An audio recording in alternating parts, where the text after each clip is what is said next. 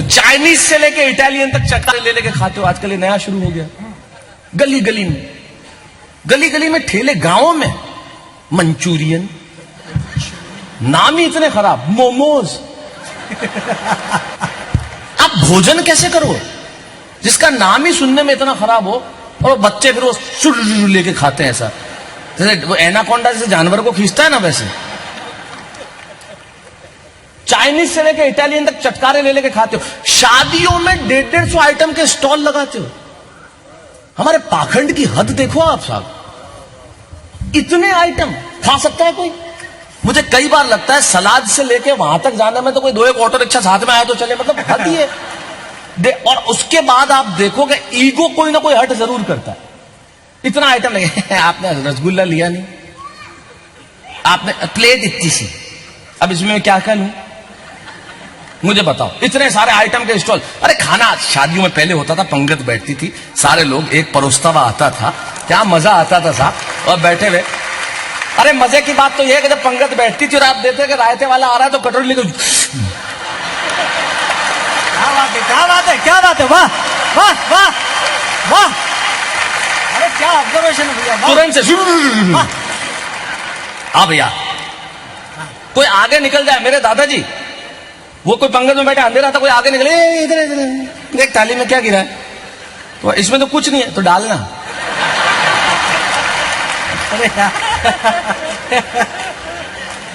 इतने आइटम को खाया जाता है। इटालियन काउंटर ने, ये काउंटर ने, वो काउंटर ने, थाई काउंटर ने, फाउई काउंटर ने, कोई खाया जाता है क्या? और करोड़पति आदमियों को बापू भिखारी बनते हुए देखना है तो तंदूर पे देखो, वो रोटी के काउंटर पे अरबपति भिखारी खड़े होते हैं, रोटी डालना ये।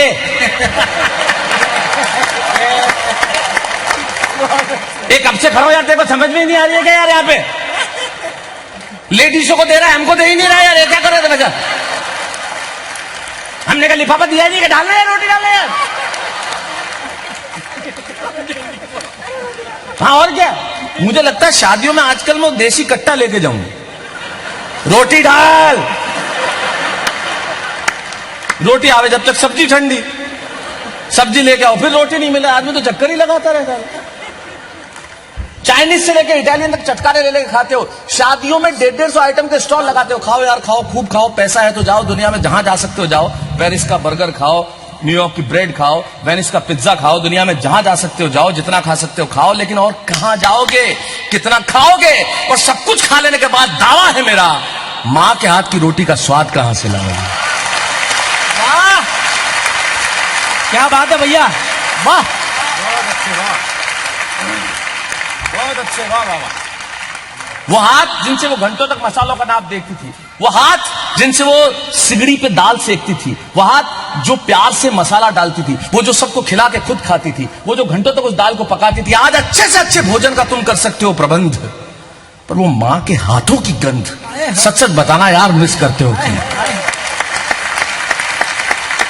वो मां के हाथों की गंध, सच सच बताना यार, मिस। ऐसी कितनी चीजें हैं जो तुम्हें गिनाऊं।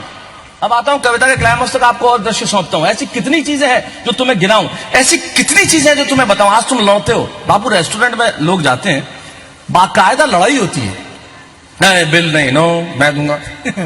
हाँ गलत बात, मैं, तू नहीं देगा, मैं दूंगा। आज तुम लड़ते हो कि बिल, ऑब्जर्वेशन देखना, बात कितनी छोटी, लेकिन मैं क्या मिस करता हूं। आज तुम लड़ते हो कि बिल मैं चुकाऊंगा, बिल मैं चुकाऊंगा। भूल गए वो दिन जब कहते थे कल मैंने पिलाई थी, आज चाहे तू पिलाएगा। वाह वाह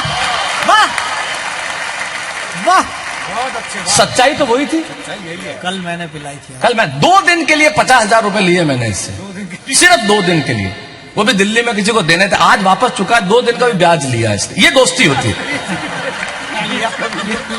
ये दोस्ती, ये सच्चाई है, ये पाखंड नहीं है, झूठ तो बोल, ये पाखंड नहीं है, मैं तो सही बता रहा हूँ। और नोट 500 पुराने वाले, नहीं 2000 के नए नोट दिए, हाँ बिल्कुल नए नोट दिए, बिल्कुल 2 दिन का भी ब्याज दिया। ये सच्चाई है, मैं इसकी मैं तारीफ करता हूँ, इसमें थोड़ी, ये इसको देखो, ये इसको सच्चाई कहते हैं।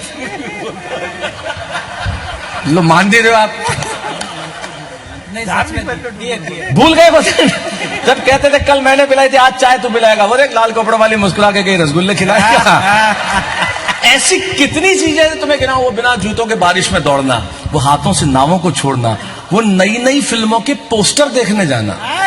राजेश भाई, बापू मैं टेलीविजन पे 24 घंटे अवेलेबल रहता हूं, कभी तारक मेहता बन के, कभी कॉमेडी सर्कस, कभी महामुकाबला, कभी वाह वाह क्या बात है। ईश्वर ने इस देश में इतना प्यार दिया, टेलीविजन पे हम दुनिया के, इस देश के नहीं दुनिया के सबसे लंबे चलने वाले डेली धारावाहिक हो गए। आप ही लोगों की मोहब्बत का कमाल है कि हमें वो सौंपा प्रभु ने।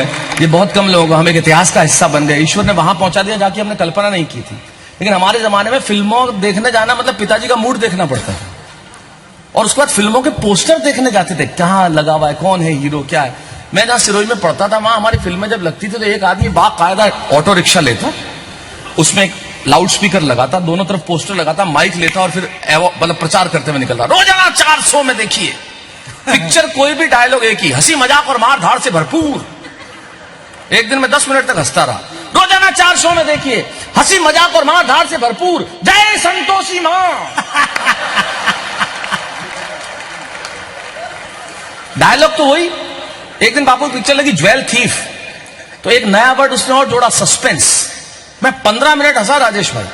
रोजाना 400 में देखिए हंसी मजाक मार धाड़ और सस्पेंस से भरपूर, ज्वेल थीफ, खतरनाक सस्पेंस, आपको एंड तक पता नहीं चलेगा खूनी अशोक कुमार है। वो नई नई फिल्मों के पोस्टर देखने जाना, वो नई नई फिल्मों के और अगली पंक्ति भाई श्री दिनेश दिग्गज और अरुण जैमिनी को समर्पित, वो नई नई फिल्मों के पोस्टर देखने जाना, वो सर्दियों में कभी कभी नहाना। रोज नहाने वाले वो सुख क्या जाने। ये नहाना बहुत ओवररेटेड किया हुआ है लोगों ने। हमारे जमाने में रोज नहाने का रिवाज ही नहीं था। 3 दिन पिताजी नहाते थे, 3 दिन पुत्र नहाता था, ऑल्टरनेट डेज पे चलता था। नहीं सही बात, ऐसे ही नहाया जाता था, पानी की कमी थी। और स्नान भी 3-4, एक होता है चंचू स्नान, 4 बूंदली छक छक चंचू, एक होता है कान स्नान, भीगे कान हुआ स्नान, एक होता है स्पर्श स्नान, एक होता है गंधर्व स्नान, सोचा और हो गया।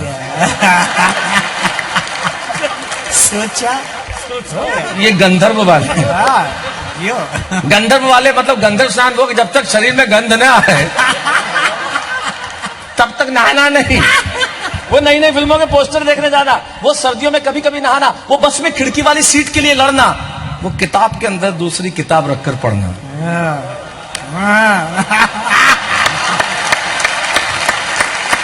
वो बस में खिड़की वाली सीट के लिए लड़ना, वो किताब के अंदर दूसरी किताब रखकर पढ़ना, वो छत रात को देर से आना, वो छत पे सोना, सोने से पहले भिगोना, दादाजी के पांव दबाना। अगली पंक्ति कविता नहीं है, अगर आप समझेंगे तो समझ लेंगे, अभिधा जो मैंने महसूस किया वो लिखा।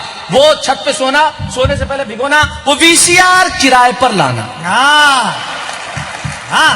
लेकिन मजा तो अगली पंक्ति देगी, वो वीसीआर किराए पर लाना और पैसा वसूल करने के लिए एक ही रात में 3-3 फिल्में चलाना। सुबह आंखें इतनी सूजी भी, आंखें सूजी भी, समझ लो वीसीआर आया। वो वीसीआर किराए पे लाना, पैसा वसूल करने के लिए एक ही रात में 3-3 फिल्में चलाना, वो छत पे जाना, एंटीना हिलाना। एक प्रोसेस होता था। बापू पूरे खानदान को काम पे लगाने का तरीका एंटीना होता था। 3 भाई हो तो तीनों काम पे लगते थे, एक छत पे, एक सीढ़ियों में, एक टीवी के पास। सत्य है, तीनों काम पे लगे। हिला हिला हिला, थोड़ा यूं कर, थोड़ा यूं कर, आया क्या, आया क्या, नहीं नहीं आ गया, रुक रुक। एक बार मिलके जरा। है